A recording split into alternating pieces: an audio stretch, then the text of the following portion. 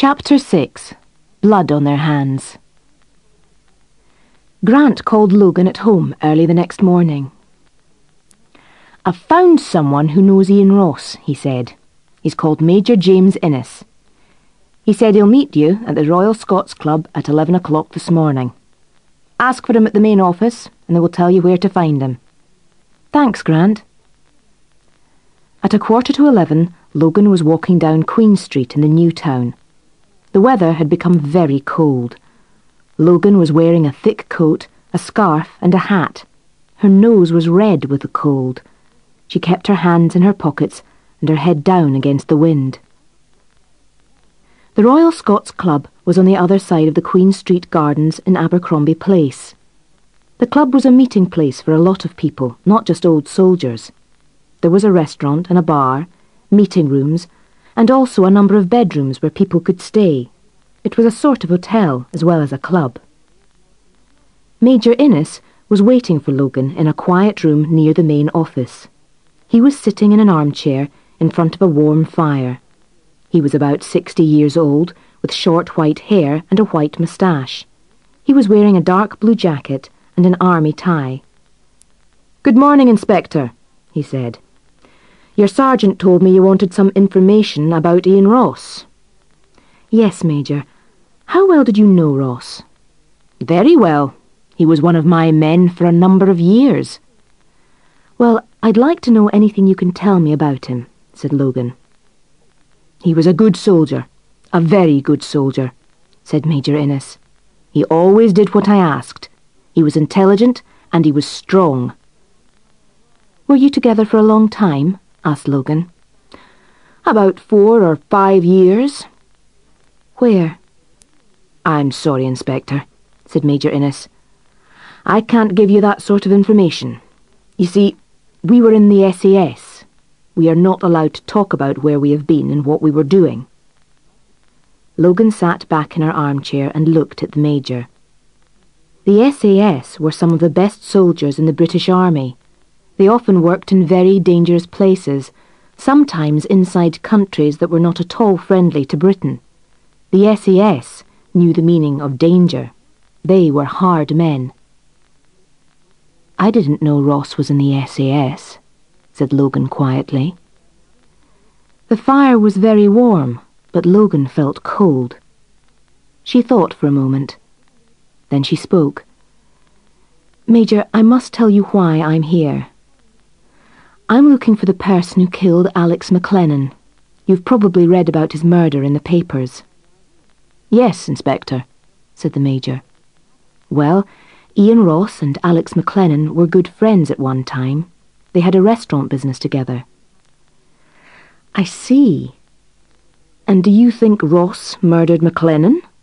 asked the Major. "Major, did Ian Ross kill anyone when he was in the army?" asked Logan, not answering the Major's question. "Yes, Inspector, he did. A number of people. But you must remember that he was a soldier. It was his job. Soldiers only kill when they have to. They do not kill their friends." No, thought Logan. Soldiers don't kill their friends. But were Ian Ross and Alex McLennan friends or not? "Thank you very much, Major. I'm sorry I've taken so much of your time." She stood up to go. "That's all right, Inspector. I hope you find the right person. Ian Ross was a very good soldier, and he killed people when he had to. But that doesn't mean he is a murderer." Logan left the Royal Scots Club. She walked back to Queen Street where she stopped a taxi. It took her back to London Road.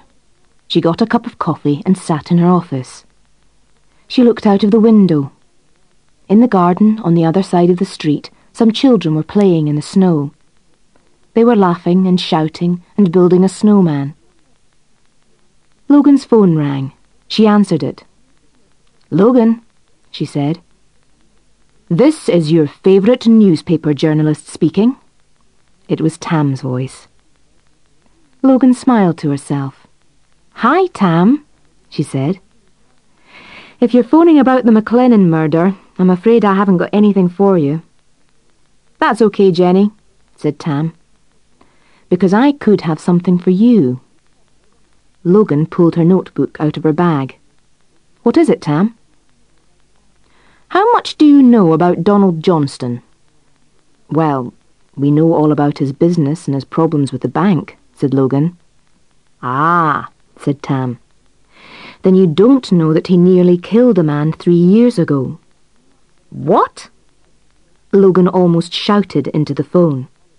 How do you know that? Interesting, isn't it? Said Tam. Another journalist here at the news is working on the McLennan murder. He was talking to someone who knows Johnston, and this story came out. Go on, said Logan. Well, I don't know if this is true, but anyway. You know Johnston buys and sells used cars? Yes, said Logan. Well, 3 years ago, a man called Neil Erskine came to Johnston. Erskine said he had 3 BMWs to sell.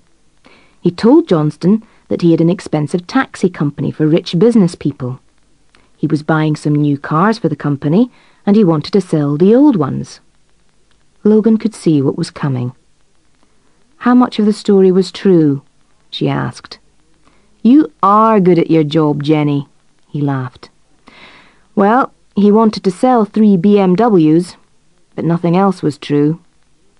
But Johnston believed him, said Logan. Yes, he bought the BMWs, and then about a week later the police came round and took all 3 of them away. They weren't Neil Erskine's at all. 2 of them were from the south of England and 1 was from Liverpool. And where was Neil Erskine? Asked Logan. But she knew the answer. Gone, said Tam. So what happened? Asked Logan. Well, Neil Erskine wasn't his real name. His real name is Neil Gordon, and he's from Glasgow. But Johnston didn't know that. Anyway, about a year later, Johnston was over in Glasgow doing some business. He was in a pub and... He saw Neil Gordon, said Logan. Right again, said Tam. Well, Johnston followed him home. Later that week, he went back with 3 of his friends. Neil Gordon spent the next 3 months in hospital. And now, 3 years later, he still can't walk very well. He didn't tell the police about Johnston. No, he didn't. If the police found out about the cars... Tam stopped speaking. I see what you mean, said Logan. She said nothing as she thought about Johnston. She knew that he got angry very quickly, but she didn't know that he could do something like this. Are you still there? Asked Tam. Oh, sorry, Tam, she said. Look, thanks very much. What you've told me is a real help. You journalists have some very interesting friends. Tam laughed. I'll speak to you later, he said. Bye, said Logan, and put the phone down. Tam's news about Johnston was interesting. But what could she do with it? It didn't mean Johnston was a murderer. But now Logan was sure he could kill, if he wanted to. She looked out of the window. The children's snowman was finished, and snowballs were flying through the air. She let different ideas run through her head. After a time, one idea stayed there, and she thought about it very carefully. Some time later, Logan heard the 1 o'clock gun, and Sergeant Grant put his head round the door.